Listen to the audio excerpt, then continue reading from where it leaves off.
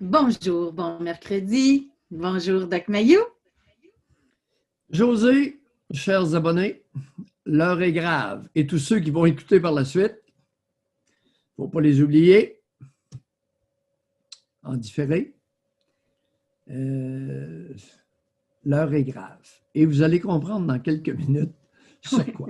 Alors, joignez-vous pour qu'on Oui, parte ensemble. Pas trop vite, on va partir tranquillement sur une oui. bonne base parce que ça se pourrait qu'il y ait de la vague et que l'eau embarque dans le petit bateau.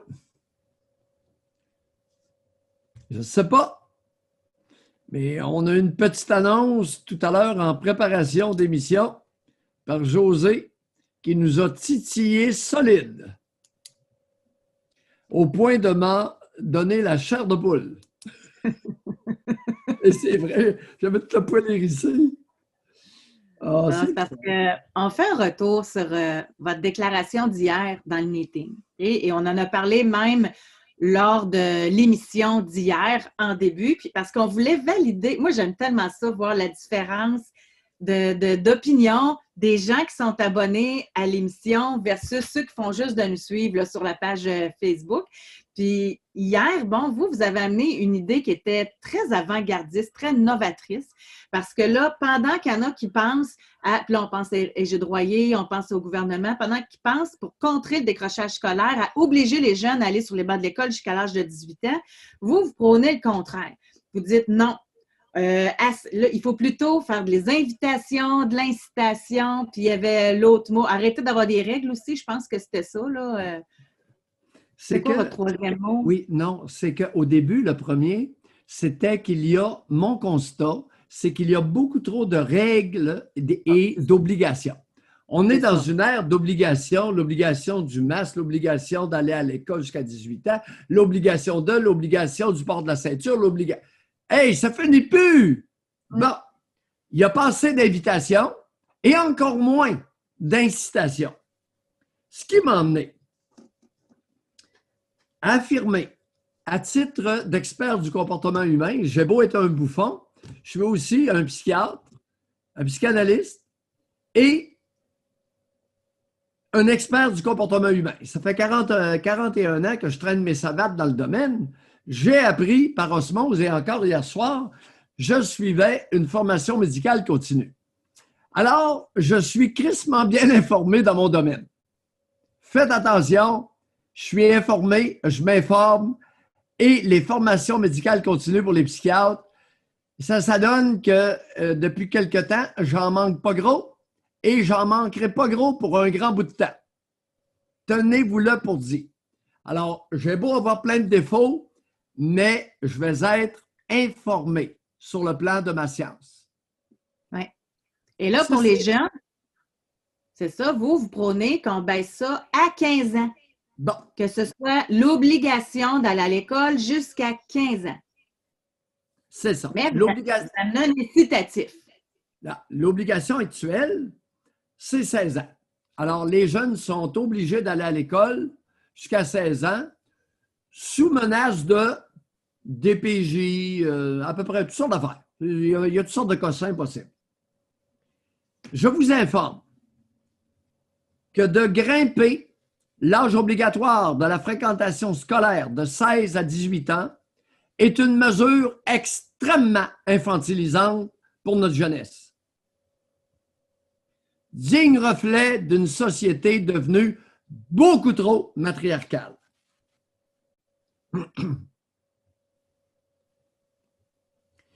Je recommande donc qu'on baisse de 16 ans à 15 ans l'âge obligatoire de fréquentation scolaire et qu'on y adjoigne de 15 ans jusqu'à la fin du cégep un salaire étudiant décent, lequel sera majoré pour devenir décent pour les étudiants universitaires. Alors, sondage hier. Sondage avec vous. Êtes-vous pour ou contre l'idée du Doc Mayou? Et là, vous avez été 70 en faveur, Oui. 30 contre. On a posé la question, Jean-François a publié l'extrait d'émission explicative de l'idée. Ensuite, la question pour ou contre en sondage. Et nous avons appris que 41% sont pour et que 59% sont contre. Fait qu'on voit qu'il y a quand même une différence là, entre nos abonnés et la population civile. On va dire ça comme ça. La collectivité. C'est ça. Et pour les frais de nos échanges, est-ce qu'on pourrait arrondir 41 à 40 et arrondir 59 à 60? Oh oui, 40, oui. 60, 70, 30. Donc, nos abonnés, 30 sont contre ce que je propose, mais dans la collectivité, 60% sont contre. Exact. Et à partir de là. Et là, hier, okay, parce que moi, j'ai été une de celles, puis je pensais, j'expliquais comment ça s'est passé. Moi, je pensais que, ben, en disant au Doc Mayou que je serais portée à être d'accord avec lui, puis je disais avant qu'on commence l'émission, j'aimerais ça être en désaccord plus souvent, mais souvent, je suis d'accord avec les idées. Puis là, Doc Mayou, vous m'avez dit, « Ah non, ça ne me surprend pas que tu sois d'accord sur ce point-là, mais attends de voir les réponses des contres. Attends de voir. » Et là, en plus, j'ai pris en note 1, 2, 3, 4, j'en ai sorti 6, OK? 4, 6, en tout cas 7. Et là, j'ai eu le souci de noter quel genre avait indiqué leur opinion pour ou contre. Là, j'ai sorti les contres, OK? Pour, là, ça ressemble pas mal à ce qu'on se disait hier. Dans les contres, hommes, étudier sans faire d'effort et payer franchement. Fait que là, eux, ils ont peur qu'avec ce projet-là, que les jeunes se fassent juste payer pour être assis sur les bancs de l'école. Puis qu'ils ne se forcent pas pour avoir des bonnes notes, mais qu'ils soient là juste pour la paye. Femmes, ça incite pas les jeunes à être responsables. OK. Femmes, si les jeunes fonctionnent juste à l'argent, qu'ils revoient leur valeur. Hommes, c'est quoi cette idée de fou-là? On n'a pas été payés, nous autres, je suis contre. Hommes, moi, je propose plutôt pour contrer le décrochage scolaire, pas le droit d'avoir un permis de conduire à moins d'avoir obtenu son diplôme d'études secondaires ou professionnelles, sinon qu'il attende à 20 ans. Hommes, ça va en faire des profiteurs. Et femmes, on a besoin davantage des jeunes sur le marché du travail. Pourquoi les payer pour rester à l'école?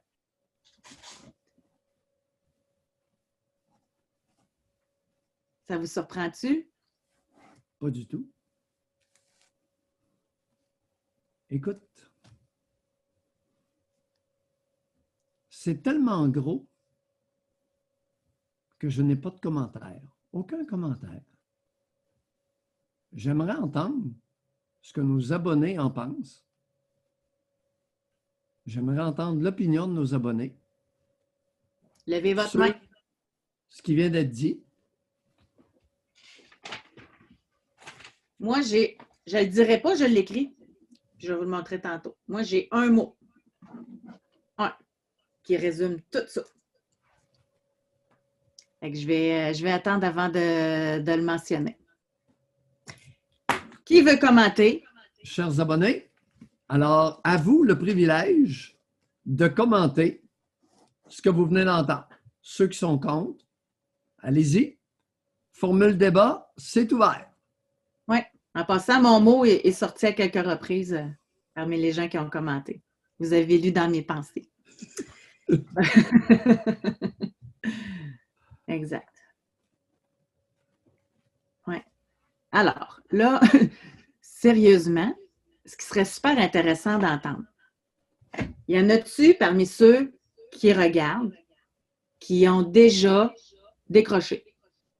Si cette formule-là s'est appliquée, est-ce que ça vous aurait aidé?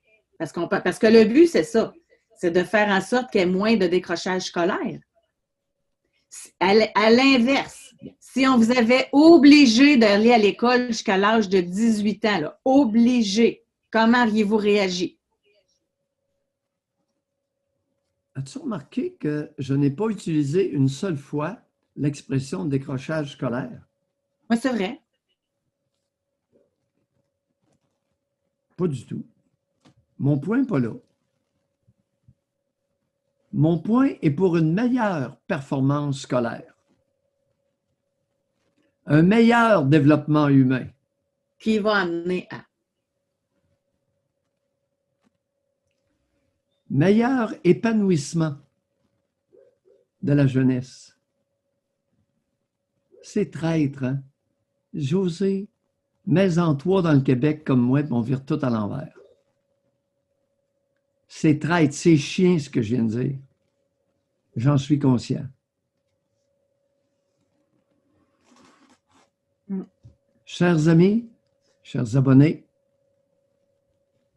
aller à l'école, c'est un travail. Ce n'est pas un loisir. C'est un travail. JF, ça serait vraiment intéressant que vous appeliez, là. Sérieusement. Parce qu'aujourd'hui, ça peut être un débat, l'émission. Si vous n'êtes pas d'accord, vous avez votre place dans l'émission, en tout temps, de toute façon. Parce que JF, il dit, déjà qu'ils sont lâches. Pour ma part, j'ai fait toutes mes études universitaires que j'ai payées en travaillant 40 heures semaine de nuit.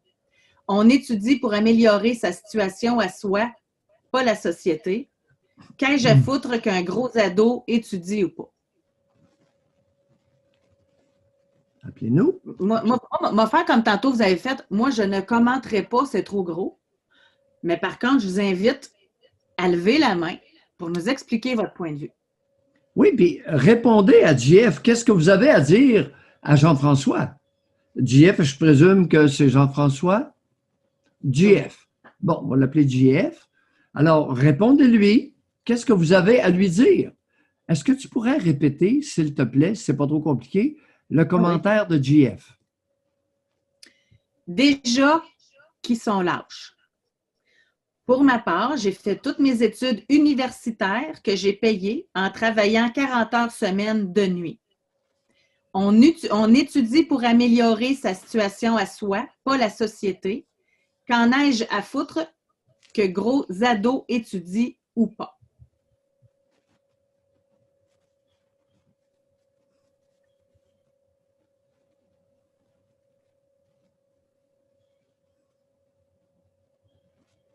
Ah oui, il y a quelqu'un qui s'informe comment on finance ça. Écoutez, c'est pas tellement compliqué, là. Les prêts et bourses sont abolis, c'est évident. Il n'y a plus de prêts et bourses, il n'y a plus de gestion de prêts et bourses et il n'y a plus de dette de prêts et bourses. Un début de financement, les amis? Vous savez, dans tous les programmes du gouvernement, chers abonnés, regardez le coût du programme, mais le coût de la gestion du programme, qui habituellement, on multiplie entre 5 et 10. Alors, il y a le coût du programme et d'appliquer le programme coûte en général 5 à 10 fois plus cher que, est-ce que je me trompe, ceux qui sont fonctionnaires, qui ont des connaissances là-dedans? Moi, je dirais 5 à 10 fois pour la plupart des programmes gouvernementaux. 3 fois, j'achète pas. 3 fois, c'est passé. Ça ne correspond pas à mon expérience de vie. Il y a tellement de monde derrière les programmes, leur application, la collecte de l'argent, c'est du monde et des salaires, évidemment. Bon, Benoît posait la question, c'est vrai, parce que j'ai pensé tantôt aussi à ça. Il dit, attends, je vais le retrouver là. De toute façon, je m'en souviens. Si un étudiant travaille à temps partiel, est-ce que ça diminue le salaire de l'étudiant? Moi, je serais portée à dire non. Parce que s'il veut travailler plus fort, ça lui fait plus d'argent, puis il a le même salaire garanti que tout le monde. C'est un salaire minimum garanti. C'est un salaire minimum garanti qui est très facile à appliquer. Savez-vous ce que je dénote? OK? Puis c'est pas mon mot, là. C'est un autre point. Dans le commentaire de Jean-François, OK? Et dans les autres que je vous ai lus tantôt, C'est comme, puis ça, il y avait eu une étude ici qui avait été faite, je vais vous en parler tantôt, là. Nous, on n'a pas été payés, pourquoi qu'ils seraient? Moi, j'ai travaillé de nuit, pourquoi qu'eux autres, faudrait qu'il y ait tout ça? C'est comme si, c'est une jalousie, c'est l'envie, c'est... À un moment donné, il y avait eu un sondage, je vais la raconter comme faux l'histoire, mais il y avait eu un sondage qui avait été fait dans la population, OK? Et c'était, vous avez le choix. Tout le monde gagne, admettons, 50 000 par année, OK?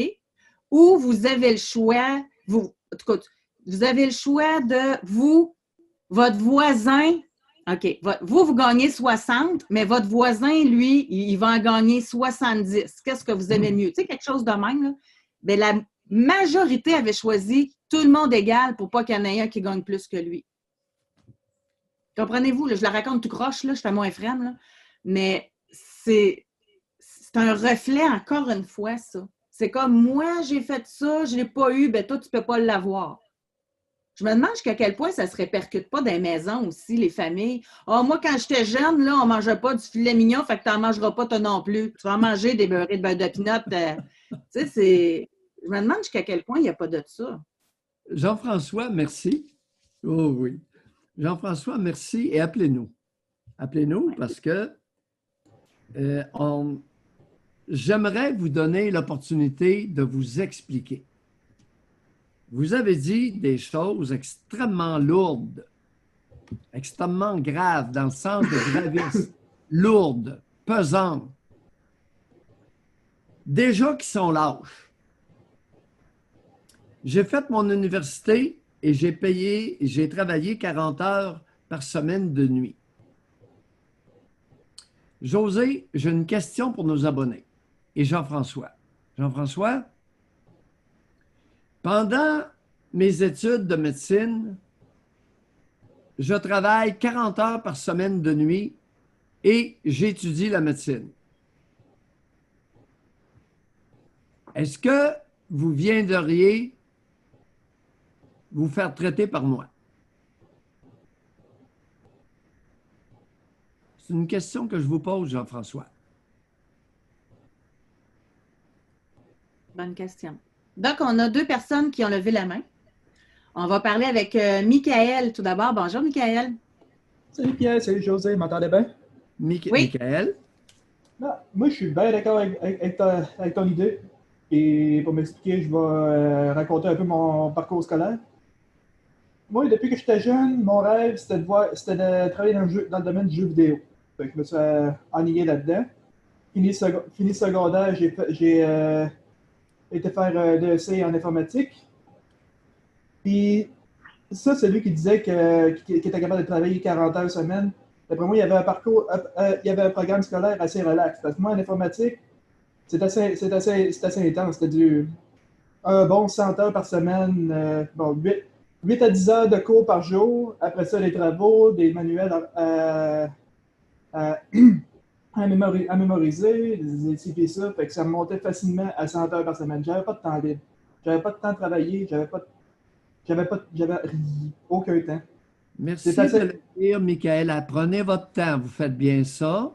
Merci de le dire. C'est pour ça qu'on ouvre un débat là-dessus.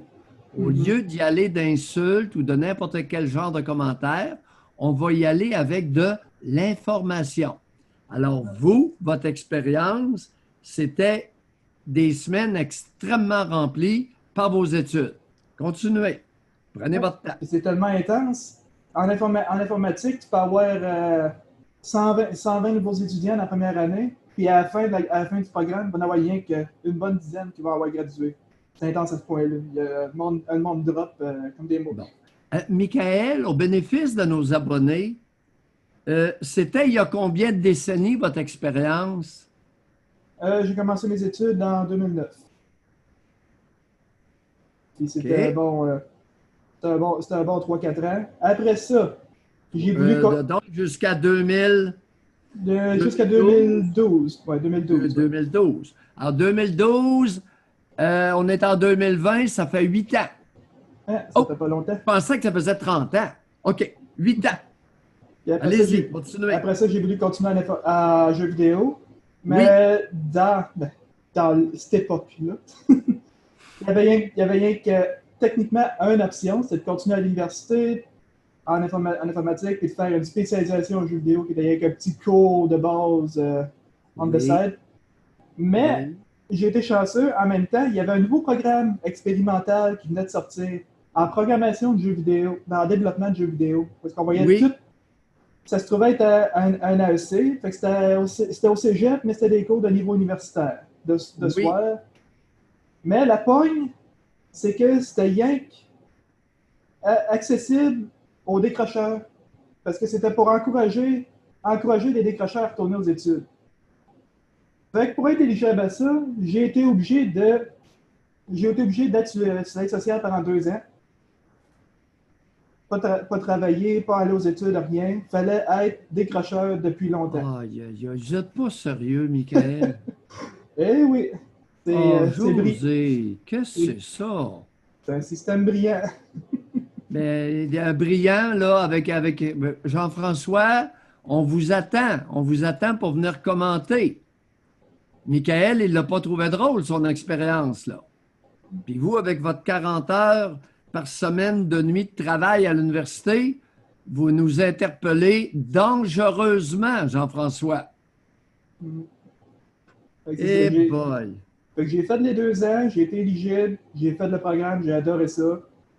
Mais après ça, bon, l'industrie de la programmation au Québec est pas mal morte. Fait que je me suis cherché de job pendant un bon 2 ans avant de dire, bon, OK, ça marche pas, je vais retourner étudier quelque chose d'autre. Fait que j'étais allé en nutrition, mais j'ai juste eu le temps de faire 2 sessions. Après ça, j'ai reçu une lettre des Prêts et Bourses. J'étais considéré suréduqué, je n'avais plus le droit. Bon. Il aurait fallu que... Aïe, aïe, aïe. Et, en termes de dette à l'heure actuelle, combien vous reste-t-il de milliers de dollars à rembourser sur votre dette étudiante? Bon, moi, je suis autiste. Fait que j'avais pas de prêt en tant que tel. Les prêts étaient transformés en bourse. Fait que j'ai aucune dette. J'ai été chanceux de ce côté-là. Ah, OK. Vous avez eu uniquement des bourses? Oui. OK. Fait que c'est ça. Après ça, je n'étais plus éligible. Je me suis informé à l'aide sociale. Mais eux autres, l'aide sociale, tu n'as juste pas le droit d'être aux études. Tu as le droit techniquement à temps partiel, à peu près, je pense que tu as le droit à y être maximum 10 heures par semaine. Fait que ça, on s'entend que ça prendrait genre 20 ans de venir à bout d'un programme. Tu ne pourrais pas faire de travail d'équipe, tu ne pourrais pas faire de stage, tu ne pourrais rien faire. Bon, à l'heure actuelle, vous avez quel âge et vous en êtes où, là? À l'heure actuelle, j'ai 29, puis je suis encore sur l'aide sociale. J'arrive pas. J'ai jamais réussi à trouver de job. L'industrie de la programmation est juste non existante. Compte tenu de votre capacité langagière qui est plus que respectable, vous êtes nécessairement un autiste de haut niveau ou de type Asperger, n'est-ce pas? Oui, Asperger. Ouais. Et dans quoi vous excellez? Je dirais pas mal lien avec des jeux vidéo. C'est pas mal ma spécialisation. OK. Au niveau relationnel, des amis, la vie sociale? Oui, j'ai des amis. Pas dans la vraie vie, mais des amis en ligne. Des amis en ligne? Mm-hmm. Comment vous trouvez votre vie? Ben relax. Je suis supposé déménager en campagne dans 1 an ou 2. Je vais probablement ouvrir une shop de réparation informatique. Oh! Attendez un peu, vous là? Répétez-nous ça. Je déménage en campagne dans une petite ville d'à peu près petit village d'à peu près 300 habitants dans 1 an ou 2. Fait que vu qu'il n'y a aucune affaire informatique dans le coin, je me suis dit que ça marcherait bien de faire la réparation d'ordi. La réparation d'ordinateur. Faut au moins que mes 8 ans d'études servent à quoi. Merci beaucoup de votre collaboration, de votre contribution, de votre participation. Merci. J'espère bien que votre programme va devenir une réalité un jour. Parce que ça aiderait bien les gens. Les prêts et bourses, l'aide sociale, ça ne vaut pas de la merde. Merci, Michael. Merci, bonne journée. Ce que j'ai noté en passant, c'est une idée qui peut être intéressante pour ceux qui peuvent le faire. On a Marie qui a écrit Elle dit, moi, j'ai donné un salaire à chaque semaine à mes garçons aux études pour qu'ils aient une meilleure vie. Les parents qui peuvent le faire, là. Mais Marie, il n'y a personne d'autre que vous qui a fait ça. Vous êtes la seule et unique au Québec. Jean-François, vous savez, plus vous allez attendre, plus la charge va être lourde. Je vous préviens.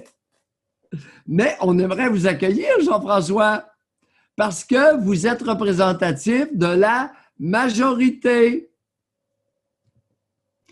J'aimerais lancer une invitation à Arthur qui est en ligne pour nous parler. Au lieu de rétablir le son, j'ai fait désactiver la discussion. Si vous voulez relever la main, Arthur. Bon, parfait. Fait qu'on va vous donner la parole. Attendez un petit peu. On va aller vous chercher. Alors, allez-y, Arthur. À vous la parole. Vous pouvez actionner. Oui, salut vous autres, ça va bien? Oui. Bonjour, Arthur. Ça va bien ce matin, c'est bien. Lâchez-vous. Oui, ben, en tout cas, juste pour en revenir, dans le fond, le sujet, c'est ta proposition, Doc, de 18 de l'école payée, salaire pour les étudiants jusqu'à 18 ans, c'est ça? OK. C'est-à-dire plus que ça. Alors, il y a deux niveaux de salaire que je propose de 15 ans à la fin du cégep et un niveau de salaire un peu plus relevé pour les étudiants universitaires. OK. OK, bon, c'est bon. Je ne me suis pas fait de tête là-dessus, mais à foi, j'avais vu d'intervenir un matin. Juste pour revenir sur l'intervention du gars qui a appelé avant, là, présentement, je suis sur le site d'Ubisoft Montréal, puis il y a environ 30 jobs de programmation d'affichés. Fait que si jamais il veut trouver une job en programmation, il peut aller dans pas mal n'importe quelle industrie de jeux vidéo, puis trouver une job en programmation. Donc, je voudrais juste pas que le monde pense que l'industrie de la programmation n'est pas présentement en effervescence au Québec, c'est tout à fait le contraire. Elle est en effervescence. Merci Arthur. Et pourriez-vous répéter la référence? Le site Ubisoft Montréal sur l'onglet Carrière. Donc, vous allez trouver des dizaines et des dizaines et des dizaines de propositions d'emploi pour des programmeurs de toutes sortes et de tout à quel. Peut-être que Michael va se trouver un job grâce à votre intervention. Merci Arthur. Ah, ben, Michael, il fait bien ce qu'il veut. Là. Moi, je veux juste contredire ce qu'il disait qui était faux. Là. Puis, par rapport à. Moi, je ne suis pas en programmation. J'ai travaillé dans le jeu vidéo, par contre. J'ai été testeur de jeux vidéo pendant 3 ans. Fait que je connais un peu le milieu. Là. Puis, des programmeurs, là, ça sort de l'école puis ça se fait engager. Là. Fait que je ne sais pas c'est quoi cette histoire-là. Là, mais... après ça, pour ce qui est de Jean-François, ben, ce qu'on a appris de Jean-François, c'est que c'est une personne qui se fout du bien commun. Donc, c'est pas mal la seule chose qu'il y a à dire d'une intervention comme ce que Jean-François a fait. Là, en disant qu'est-ce que j'en ai à foutre qu'un gros adolescent à l'école ou pas. Ben, ce qu'on sait de Jean-François, c'est que Jean-François, il se fout du bien commun. Donc, il fera ses affaires de son côté. Il étudie à quoi, lui, en médecine? Non, aucune idée. Non, je ne le sais pas. On n'en a aucune idée. Il a étudié, il prétend avoir étudié à l'université et avoir travaillé de nuit 40 heures par semaine. Donc, Ubisoft Montréal égale harcèlement sexuel. Quelqu'un dit ça dans les commentaires. Ouais, ben ça, c'est vraiment simpliste d'avancer ça, là, mais c'est vrai que les conditions sont pas faciles. Il y a beaucoup de crunch time, du temps supplémentaire non payé. C'est pas évident, Ubisoft. Puis le domaine du jeu vidéo en général aussi, c'est pas facile. Il n'y a pas beaucoup de compagnies qui donnent des bonnes conditions d'emploi. Là. Les gens sont excessivement sollicités. On peut monter à des 80-100 heures par semaine si on veut performer. C'est très, très, très difficile, le milieu du jeu vidéo à Montréal. En ce moment, les conditions de travail sont presque inhumaines, il faut le dire. Puis c'est ça, pour votre proposition, mon cher M. Mailloux, ben moi, personnellement, je vais vous dire mon expérience personnelle. Moi, mes études ils ont été payées par mon père jusqu'au bac universitaire. Donc, j'ai fait un bac aux frais de la reine. Attendez, je veux être sûr de bien vous comprendre. Là. Vous avez fait un bac aux frais de la reine. Qu'est-ce que vous voulez dire par là? Mon père, c'est la reine. Non, ben là, on va, écoutez, allez-y clairement parce que c'est sérieux, là. On prend vos propos. Alors, votre père vous a payé vos études, incluant votre baccalauréat universitaire. Est-ce que j'ai bien compris? Oui, c'est ça, oui. OK, continuez. Donc, à temps partiel, j'étais réserviste dans les forces canadiennes aussi. Donc, j'avais quand même une job à temps partiel qui était à peu près, je sais pas moi, 20 heures par semaine en moyenne. Donc, si je pouvais partir en exercice pendant une fin de semaine, fait que j'avais pas fin de semaine pour étudier. Ça représente combien d'argent à peu près 20 heures par semaine être réserviste, Arthur? Ben, ça dépend de quel contrat tu as pendant les vacances d'été. Non, Arthur, pour vous, pas pour les autres. Vous avez quel âge, Arthur? Oui, 31 ans. 31 ans. Ouais. Alors, vous aviez quel âge lorsque vous étiez réserviste à temps partiel? De quel âge à quel âge? De 16 ans à 21 ans. Et ça vous rapportait combien? Est-ce que vous vous souvenez? Il y a 10 ans? Entre 18 et 21 000 $ par année. Oh! Votre père payait vos études et vous gagnez comme réserviste 20 000 $ par année. Ouais. Avez-vous terminé vos études à la fin de votre bac? Aviez-vous des dettes? J'ai un bac en sciences politiques. Non, j'ai fini ça, pas de dette. Non. Aucune dette? Aviez-vous des économies? Oui, j'ai toujours eu des économies. Est-ce que c'est indiscret de vous demander dans quoi vous avez investi? C'est un fonds diversifié. Hein. Très bien géré. Donc, un rendement de 4 à 5 % stable depuis 10 ans. Arthur, merci beaucoup. Ben, ça me fait plaisir. Merci beaucoup. Ouais. Chaque histoire, José, est singulière. Ouais. Et là, on en a plein qui ont levé leurs mains pour commenter. Adriane, bonjour. Allô, Adriane? Adriane, sinon, on va donner la parole à Rosalie. Rosalie, bonjour. Allô, vous m'entendez? Oui. OK. Là, je me sens mal parce que ça n'a aucunement rapport. C'est parce que je me demandais si je pouvais parler de ça ou sinon je peux embarquer sur le sujet et finalement parler d'autres choses. Mais est-ce que on peut pas? Parce que demain, je peux pas, genre, parler au sujet libre. Chef d'orchestre, tu décides quoi?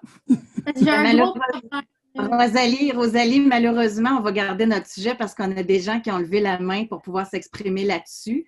Puis on a dit que les sujets libres, déjà qu'on en rajoute le lundi et jeudi. Fait que quand on a un sujet, on va le garder si ça ne vous dérange pas. OK. C'est bon.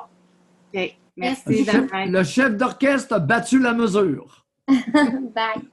Bye, Rosalie. Rosalie, on va parler à Jérémy qui a levé la main. Bonjour, Jérémy. Bonjour. Jérémy. Écoute. Je voulais te partager mon expérience. C'est un sujet qui me touche directement. J'ai terminé, moi j'ai 42 ans, je suis un professionnel à temps plein, là, mais c'est grâce au système d'Emploi Québec que j'ai réussi à avoir cette carrière-là. J'ai terminé mon secondaire, moi, sur la fesse, comme on dit, là.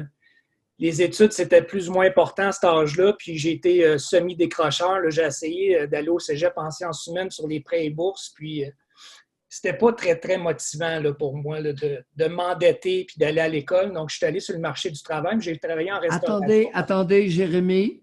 Oui. Jérémy, vous venez de dire une phrase que j'entends souvent. La motivation par rapport aux prêts et bourses? M'endetter pour m'instruire. Effectivement. On dirait qu'on part à -1, là. Même, tu sais, -100. Voulez-vous bien me dire quel imbécile a élaboré ce système-là? Que les étudiants vont s'endetter. Est-ce qu'un individu qui devient plombier s'endette pour devenir plombier? Électricien? Ben, des DEP, ça coûte beaucoup Soudeur. moins cher qu'un cursus de sciences humaines jusqu'au baccalauréat. Là. Puis les débouchés avec les salaires qu'on a, disons, peut-être avec un bac en histoire, où c'est loin d'être un salaire aussi payant. M'endetter pour m'instruire. Les abonnés, on la retient celle-là. M'endetter pour m'instruire. Dans quel ordre de dette étiez-vous rendu et aviez-vous prévu pour compléter votre cursus scolaire? Bon, au niveau de la science humaine, ça n'a pas duré longtemps au cégep. Là, quand j'ai fait 2-3 sessions, puis j'ai vu que j'étais dans quelques milliers de dollars, là, le constat était assez rapide. Là. J'avais soit ça ou la restauration qui me donnait un 500-600 par semaine clair minimum dans mes poches. Fait que j'ai fait ça quelques années pour Oui. me rendre compte que c'était plaisant. Quand tu es jeune, la restauration, ça bouge. Tu travailles avec d'autres jeunes. Oui. Tu prends un verre. Tu sais, c'est divertissant, mais c'est loin d'être une carrière stable. Oui. Alors, moi, quand j'ai quitté la restauration pour retourner aux études à 25 ans, j'ai eu le support du gouvernement pour aller je ne sais pas s'ils font encore ce programme-là. C'était Emploi Québec dans le temps. Jérémy, attendez un peu, j'ai un flash. J'ai un flash. Vous avez vos valeurs où, vous? De venir être dérangé par quelques milliers de dollars de dettes. Tout à l'heure, il y a quelqu'un, une femme qui a écrit, puis qui disait, écoutez, qui se plaignait que ceux pour qui l'argent c'était important, ils avaient un problème de valeur et devaient les revoir. L'argent, ce n'est pas une valeur en soi. L'argent, ce n'est pas une valeur en soi, c'est un moyen d'obtenir une liberté. Hein? C'est une liberté de choix. Hein? Ben, écoutez, tu sais, moi, j'ai vécu très pauvre quand j'étais jeune. Là, un exemple, mon père n'a pas eu une voiture avant que j'aie l'âge de 17 ans. On prenait l'autobus. Hein? Fait que je sais c'est quoi manquer d'argent, donc manquer de choix. Hein? Si on veut avoir une famille, avoir des choix, prendre des vacances, par exemple, ou offrir à ses enfants une éducation adéquate ou se défendre en justice, on a besoin d'argent. C'est pas une valeur, c'est un moyen en soi. On a besoin d'argent? C'est pas gratuit, ça? Vous savez pas de quoi il parle, Doc? Jérémy me fait marrer. Alors, c'est ça. L'argent est un moyen pour obtenir une liberté de choix. Oui, effectivement. Bol, vous avez pris ça où, vous? Ben, ça, c'est un constat de fait. Oh, un constat! C'est pas une valeur, c'est un constat. Exact. Alors, madame, tout à l'heure, qui avait écrit, là, ben, c'est peut-être qu'elle n'est pas abonnée, ouais. C'est un commentaire sur Facebook, ça, Josée? Oui. J'aurais aimé ça qu'elle puisse nous parler. Des valeurs à revoir, c'est-tu beau? Ouais. Moi, ça me touche. Dès que quelqu'un parle de valeurs, je deviens un peu émoustillé. C'est un sujet sensible. Allez-y, continuez. Alors, quand j'ai retourné aux études, on m'a offert le programme Emploi Québec, finir des mathématiques fortes. Puis, premièrement, il y avait un conseiller d'orientation qui vous évalue à savoir si vous avez les aptitudes à faire tel ou tel programme. Là. Dans le temps, il y avait une liste de programmes à choisir dans lequel le gouvernement jugeait bon qu'il y ait des débouchés qui étaient intéressants pour les étudiants. Moi, j'avais choisi le débouché d'automatisation, automatisation industrielle, contrôle des procédés. Oui. Alors, puis on avait... attendez un peu, vous là, vous allez nous traduire ça. Automatisation des procédés industriels? Oui. En français, c'est quoi ça? C'est une technique en automatisation, donc l'industrie, tout ce qui est automatisation de la machinerie industrielle. C'est un domaine qui est assez large, mais qui est... Les robots, est-ce que ça inclut les robots qu'on voit à télé avec des bras? Ça inclut la robotique, effectivement. Et les la robotique? Ben oui.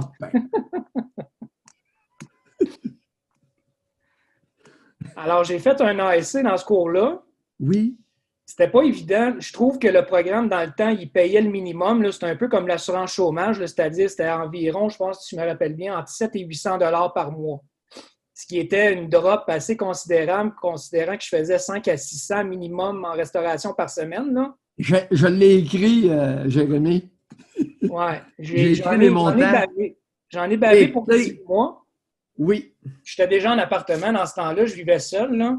Et bon. Alors, j'ai rempli une carte de crédit bien comme il faut, mais dans le but que j'allais faire de l'argent en sortant. Mais c'était pas.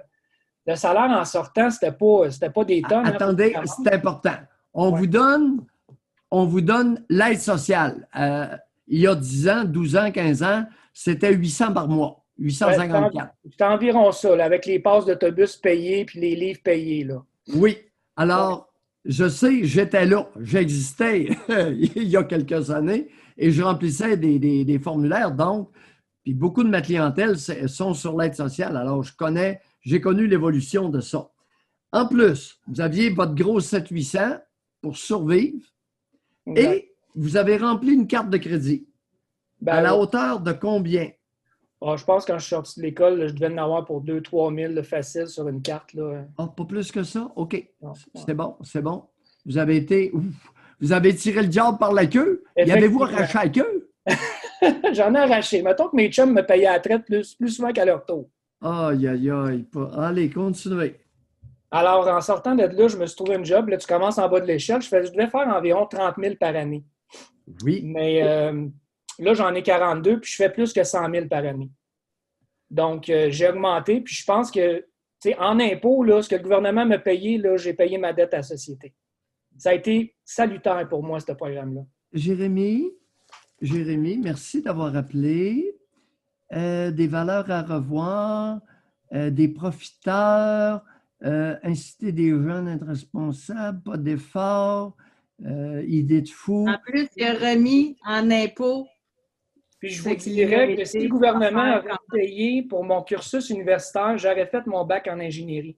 J'avais quelqu'un qui était avec moi dans le même cours qui, lui, allait à l'ETS pour suivre un bac en génie, en automatisation. Puis moi, j'ai arrêté parce que là, je me voyais que je m'endettais puis je voulais aller sur le marché du travail, mais j'avais le potentiel pour devenir ingénieur. Là. Donc, si le gouvernement continuait à investir dans ces programmes-là, il les bonifierait. Je suis convaincu qu'on aurait des bacheliers en plus grand nombre, surtout au niveau des garçons, là, qu'aujourd'hui. Jérémy, au lieu de bonifier des programmes, 1000 programmes à gauche et à droite, salaire minimum étudiant avec 2 niveaux? Effectivement. Dépendamment des cursus, là, parce qu'il y en a que je ne vois pas pourquoi on paierait un salaire minimum pour certains programmes. Là. Il y en a qui sont peut-être moins... Il faudrait évaluer les besoins aussi de notre société au niveau main-d'œuvre dans ces programmes-là. Non. Salaire minimum. On diminue l'âge obligatoire de fréquentation scolaire de 16 à 15 ans. Salaire étudiant minimum de 15 à la fin du cégep. Et ce salaire-là, étudiant, est relevé, est augmenté pour le niveau universitaire. Fini tous les programmes. Il y en a. C'est une armée de monde pour ces programmes-là. Mais je suis d'accord pour que les jeunes de 15-16 ans, ce serait un incitatif contre le décrochage. Ça, c'est clair. Ah bon? Est-ce que ce serait un incitatif, d'après vous, à la réalisation personnelle et à l'épanouissement humain? Oui. À partir de votre cas? Oui. C'est valorisant d'être rémunéré pour les efforts qu'on fait. Ça, c'est clair. Merci. C'est bon pour l'estime de soi. Oui. Merci beaucoup, Jérémy. Jérémy, une petite dernière question. Est-ce que vous travaillez toujours en automatisation et concrètement, qu'est-ce que vous faites comme travail? Je suis passé d'un concepteur à la vente, mais toujours en automatisation. Donc, je travaille pour un géant en automatisation, une multinationale, puis maintenant, je représente les produits d'industrialisation. Mais quel genre de produits? C'est des produits pneumatiques et électriques pour la robotique. Pouvez-vous nous traduire ça un petit peu plus en français? Alors, les robots que vous voyez là, dans les reportages télévisés là, qui assemblent les automobiles dans les grosses industries, là, sur ces robots-là, il y a des composantes électriques qui les font tourner ou bouger. Oui. Et des composantes qui sont activées à l'air, pneumatiquement. Ah, ouais. Merci. Vous avez répondu à ma question. Je vais mieux dormir ce soir. Je viens d'apprendre quelque chose. On s'instruit ensemble.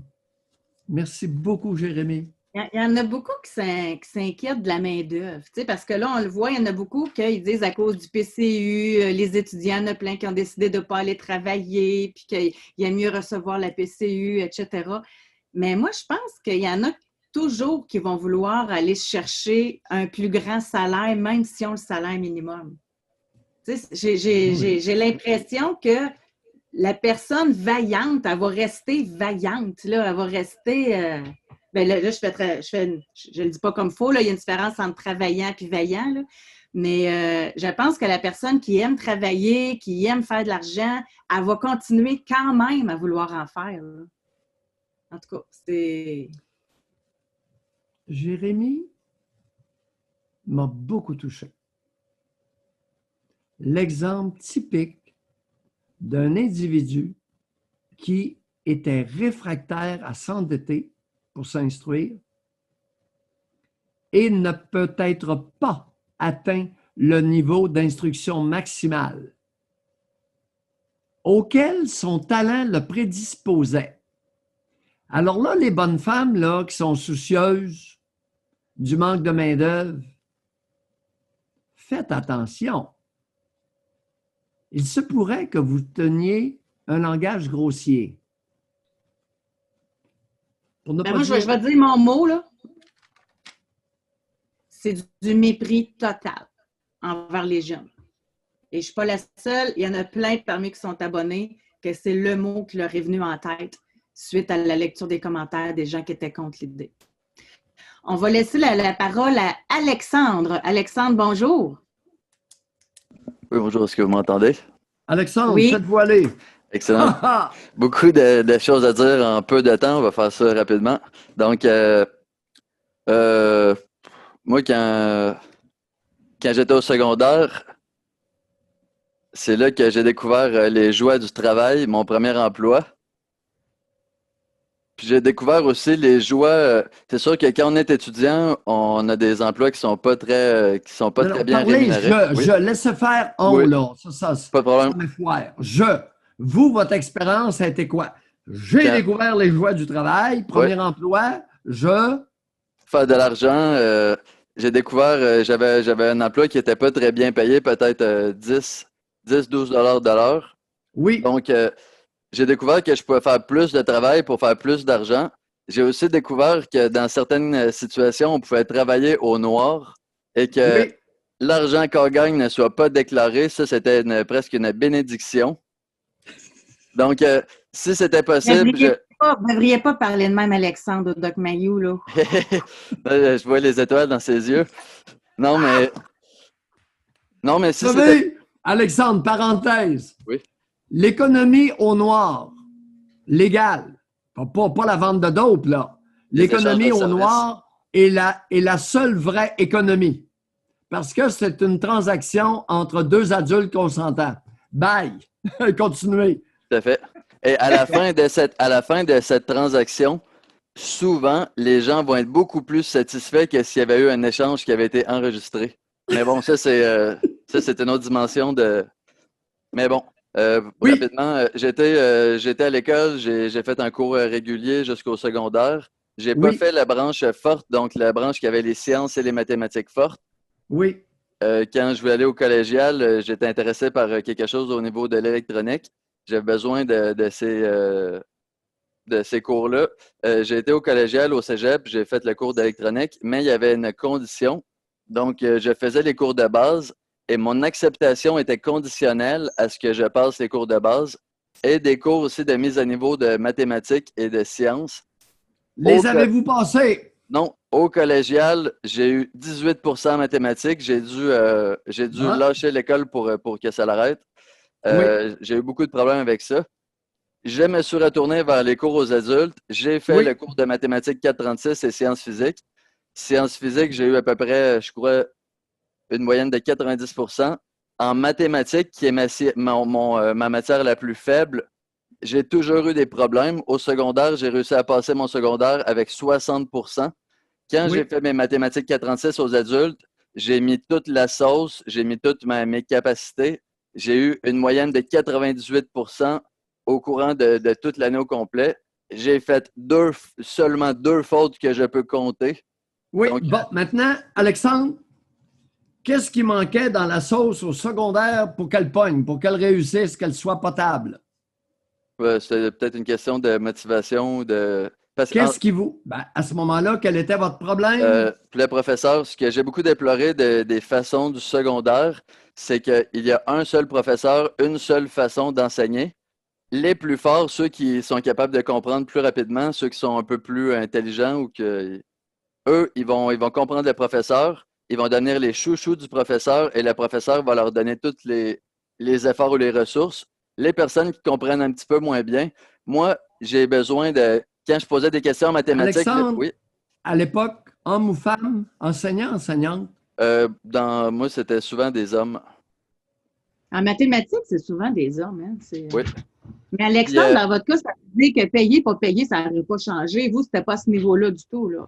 un peu, mais au secondaire, c'était vraiment plus Alexandre, dynamique. bon, Oui, les hommes, OK, attendez un peu, là, je veux clarifier quelque chose. Votre expérience à vous, oui. au secondaire, c'était des hommes qui enseignaient et les chouchous, dans quelle proportion? C'était des femmes ou des garçons?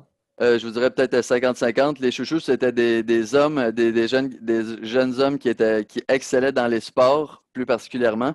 Les femmes, c'était des jolies jeunes femmes ils s'entouraient d'elles. C'était presque une relation. Vous dites n'importe quoi. Il y avait presque des avances qui se faisaient, on dirait, au niveau des. C'était étrange. Il y avait une dynamique sexuelle qui était établie, si on pouvait le sentir. Dans quelle mesure, ça, je ne pourrais pas le dire, mais il y avait quelque chose d'étrange. Mais bon, Vous avez quel peut-être que âge, ça pourrait Alexandre, déjeuner. là? Vous êtes rendu à 34 quel ans. âge? Pardon? 34 ans. Ça fait environ 15 ans, cette histoire de secondaire-là dont je parle. OK. Alors, vous pouvez en parler allègrement. Personne n'est identifiable. Non, c'est ça. C'est juste une dynamique que j'ai constatée, là. Il n'y avait pas beaucoup de femmes professeurs de mathématiques. Mais juste pour dire que si on n'était pas capable de se conformer à la façon d'enseigner, on était mis de côté automatiquement. Aïe, Moi, aïe, aïe. Moi, quand j'apprenais les mathématiques, je devais poser beaucoup de questions, retourner les formules dans tous les sens pour trouver s'il y avait des failles. Et une fois que je la comprenais, je suis aussi performant qu'une autre personne qui comprend plus vite, mais j'ai besoin de faire plus d'exercices de manipulation. Mais ça, dans la classe, on n'avait pas le temps de faire ça parce que ça retarde tout le monde. Quand j'ai fait mon cours aux adultes, j'ai pris le temps de le faire et les performances étaient en conséquence. OK. Merci d'avoir appelé. Merci beaucoup, Alexandre. Mais juste pour dire que je suis d'accord avec le programme avec les 2 paliers. C'est quelque chose qui est absolument nécessaire, surtout au niveau universitaire. Quand on passe à l'universitaire, j'ai entendu les personnes en parler, c'est comme on dédie sa vie à faire ça, à notre vocation, si on peut dire ça comme ça. Donc, on a besoin de toutes les ressources. C'est sûr qu'il va y avoir des cartes de crédit, des compagnies, les banques qui vont offrir des prêts de 50 000 sur ceux qui vont étudier dans des domaines un peu plus élitistes comme la médecine ou les choses comme ça, le droit. Ils vont avoir des fois des prêts de 50 000 $. Ils n'ont pas prêt d'avancer l'argent avec les cartes de crédit. C'est un peu, on peut se questionner là-dessus, mais ça prend ça. C'est exact ce que vous dites là. Ouais. À l'époque, on m'avait offert 80 000 parce que j'étais étudiant en psychiatrie. C'est vrai ce qu'il dit. Tu sais, Oui, bien, ingénieur, c'est ça. Nos abonnés ont des expériences personnelles intéressantes. Ouais. On va parler avec Benoît. Bonjour. Oui, bonjour José, bonjour Doc. Benoît. Oui, je vous appelle. En fait, je voulais vous partager 2 choses. Premièrement, je dois vous parler de mon ami. Est-ce que vous m'entendez? Oui. Oui, OK. C'est dans le fond, bon, j'ai 35 ans. J'ai un de mes amis, quand on avait début vingtaine, lui, il a décroché, si je me souviens bien. Il a jobiné un petit peu. Puis, éventuellement, il a perdu son emploi. Il s'est ramassé sur l'aide sociale. Puis, ça n'a pas bien été. Là. Il était pas mal, ça déprime. Puis, éventuellement, il est retourné aux études. Il y a eu un programme d'aide sociale. Dans le fond, ils ont comme doublé son montant pour qu'il retourne aux études. Puis, il a fait son cours, il a fait un DEP. Puis, il s'est trouvé une job après. Puis, depuis ce temps-là, il n'a jamais arrêté de travailler.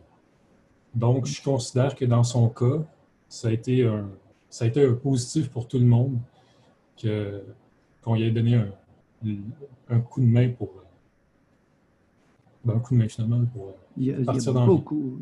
Je sais ce que je dis, Benoît. Je sais ce que je dis. Au lieu d'étrangler les étudiants avec des dettes, le support financier est capital. Puis peu importe que ce soit pour ceux qui sont en cours versus quelqu'un pour X raison qui aura décroché. Le support financier est capital pour une collectivité. Vous faites bien de le dire. Alors, oui, l'autre point? C'est concernant mon parcours personnel. Oui. Je considère que mon parcours est quand même particulier. Puis, c'est quelque chose que je trouve qu'on devrait emmener. C'est que, bon, par exemple, moi, personnellement, quand j'ai fini le secondaire, j'ai travaillé 1 an. J'ai pris une année sabbatique, si on peut dire comme ça. Après ça, j'ai fait un AEC en informatique, une attestation d'études collégiales. Oui. Donc, j'ai juste focusé sur le technique, puis les cours généraux, je ne les ai pas faits. Je me suis trouvé une job en informatique quand même assez tôt. J'avais 20 ans quand j'ai eu ma première job. Puis, dans cette entreprise-là, les autres programmeurs, ils étaient pratiquement tous des étudiants à temps partiel à l'ETS. Donc, ETS, c'est un acronyme pour? C'est École de technologie supérieure. L'École de technologie supérieure. OK. C'est une école d'ingénieur. Une école d'ingénieur. Oui. Puis, ça m'a donné envie de... j'avais envie d'aller à l'université. Puis, ça m'a donné aussi envie de poursuivre mes études. Puis, après avoir travaillé quelques années dans cette entreprise-là, avec l'aide de mon employeur qui a bien voulu diminuer mes heures, j'ai commencé mon bac. Puis j'ai fait mon bac au complet à temps partiel. Je n'ai jamais arrêté de travailler en même temps. Puis, c'est un bac en informatique. Je travaillais en informatique. Puis les cours que je faisais à l'ETS, je les prenais parce que ça m'intéressait, parce que je pouvais choisir mon horaire, je pouvais choisir le nombre de cours que je prenais. Il y a beaucoup de cours que je prenais le soir. Donc, j'étais capable de prendre les cours que je voulais. La matière que j'étudiais dans les cours, j'étais capable de l'appliquer dans mon travail. Ce qui fait que j'ai vraiment aimé, j'ai vraiment aimé étudier. J'ai vraiment aimé étudier. Finalement. Est-ce que votre salaire versé pour votre travail à temps partiel chez l'employeur vous permettait de vivre relativement décemment? Oui. À ce moment-là, Vous savez, il y a des employeurs qui ont de la classe. Seriez-vous d'accord avec moi là-dessus? D'accepter de diminuer vos heures pour vous permettre une formation universitaire. Merci à l'employeur. Belle décision qui est à l'avantage de notre collectivité canadienne-française. Merci Benoît de nous avoir parlé. Merci. Là, moi, je vois ça aller, là, ma fille est là-dedans. Les employeurs, de la façon qu'ils fonctionnent maintenant, en tout cas dans ce qu'on voit, aussitôt que les jeunes ont leur horaire, ils font leur horaire de travail en fonction de leur horaire scolaire. Fait que ça leur permet d'accommoder, puis selon les heures qu'ils peuvent travailler, selon leur temps d'études nécessaire. Bravo. Bravo pour l'ouverture d'esprit. Ouais. Bravo pour le respect de l'autre. Bravo pour le mieux-être de notre collectivité canadienne-française. C'est beau, c'est plaisant à entendre. Ouais. Donc, c'est ce qui complète notre émission. Merci beaucoup. Il y a des bonnes personnes. Ils ne sont peut-être pas majoritaires, mais il y a des bonnes personnes avec des bons jugements. Exact. J'aime mieux ça que... Les commentaires de tantôt sur Facebook, hein?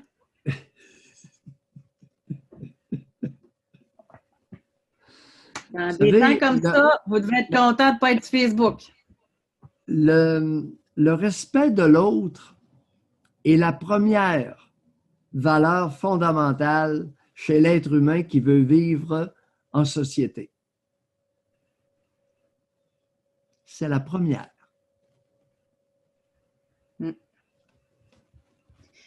Bonne journée tout le monde. Merci. Préparez-vous, demain, ça va être sujet libre. Alors, la parole sera à vous. Quel que soit le sujet, vous allez être les bienvenus. José? Et donc, continuez de réfléchir. Moi, j'aime vraiment ça. Vous avez dit que ça allait ressembler à ça, notre nouvelle saison. Moi, j'aime ça quand on sort des sentiers déjà battus, quand on va au-delà de ce qu'on s'est toujours fait dire. C'est pas parce que ça a tout le temps été de même, il faut que ça reste comme ça. Tu sais, j'aime vraiment ça. Alors, à demain. À demain.